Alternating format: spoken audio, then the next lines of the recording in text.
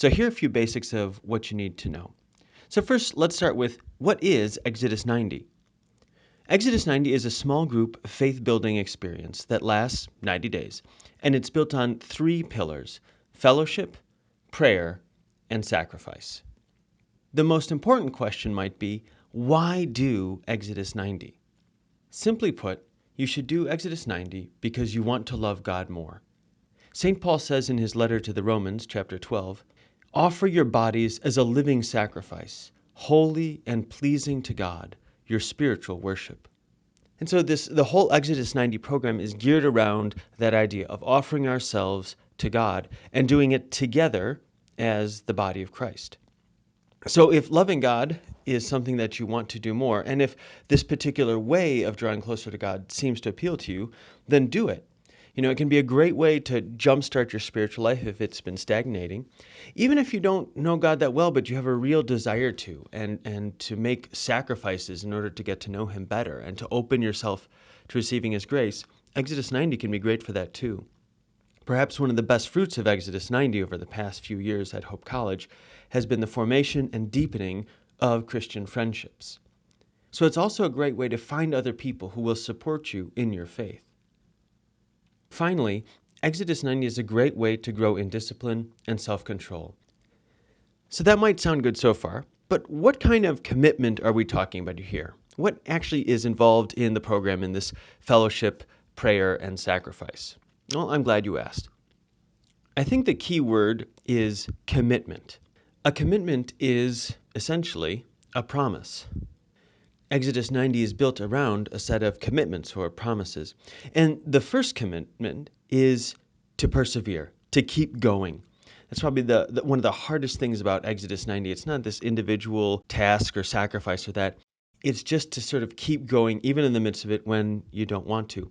And that's a key quality for the spiritual life as a whole, that we have to learn how to persevere because surrender is easy.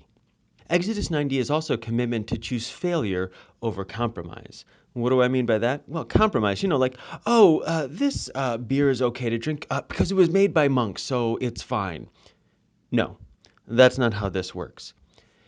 If you fail to live up to one of the commitments, and you probably will, a key part of the Exodus 90 discipline is simply owning up to the failure and realizing, gosh, yeah, I was weak and I couldn't do the stuff that I wanted to do.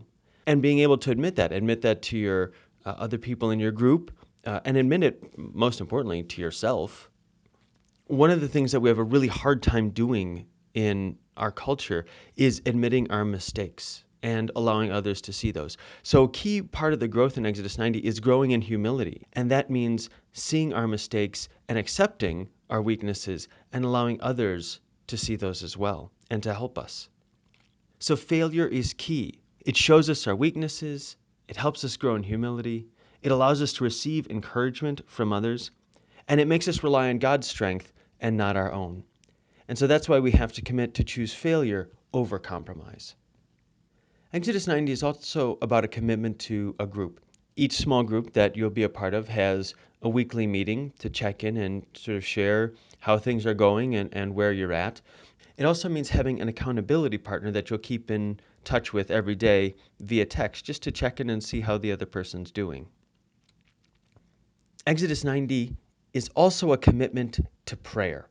And this is at the very heart of the experience. And the commitment to prayer is 20 minutes a day. And there really aren't any excuses for going less than that. In fact, it's so important that this year, if you do less than 20 minutes in a particular day, your accountability partner has to make up for it the next day. You're supposed to pray 20. If you only pray 10, that means the next day your accountability partner has to pray 30, because this has to happen. Now you might be thinking, wow, 20 minutes, that's a lot of prayer, Father. I don't know what to do in that time. And that's okay. You have to commit to spending the time, but part of the program is going to be helping you learn different ways of prayer, different ways that you can connect to God and to spend time with Him. And different things work differently for different people.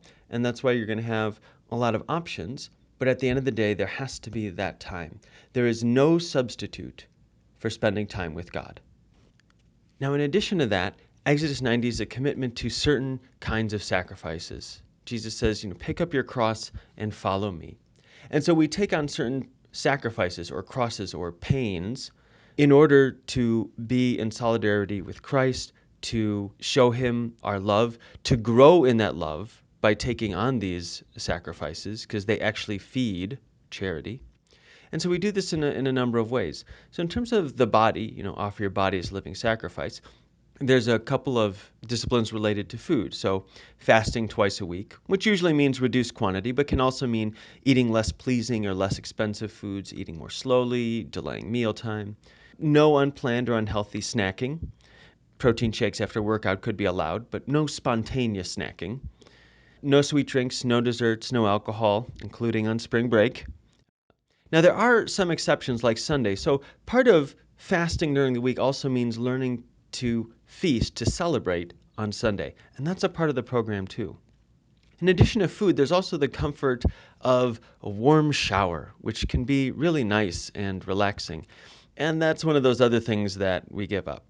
Well, how cold does the cold shower have to be? Well, the answer is just cold enough that you don't enjoy it. It doesn't have to be icy, though it can be if you want it to.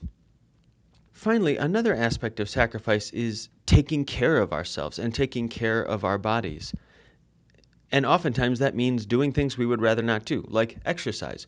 So you're supposed to exercise 3 times a week vigorously. How vigorously? Vigorous enough that you sweat. And you also have to sleep at least 7 hours per night. And that's actually going to change your whole schedule because it's going to force you to stay on top of your work and be more organized, which I think is something that we would all like to be.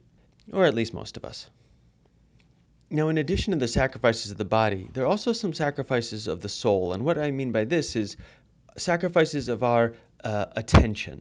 A big part of Exodus 90 is readjusting what we do for entertainment towards other people and away from electronic nonsense.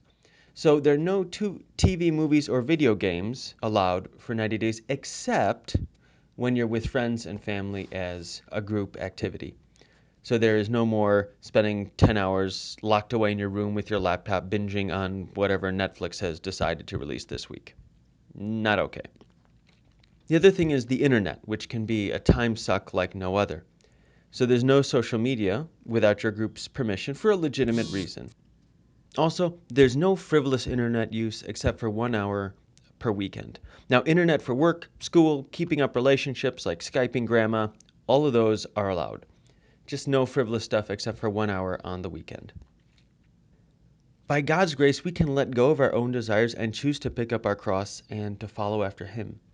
So Exodus 90 is not a way to earn God's love. It's a gift and he freely gives it. But it is a way to try and give back to God the love that he has already freely given us.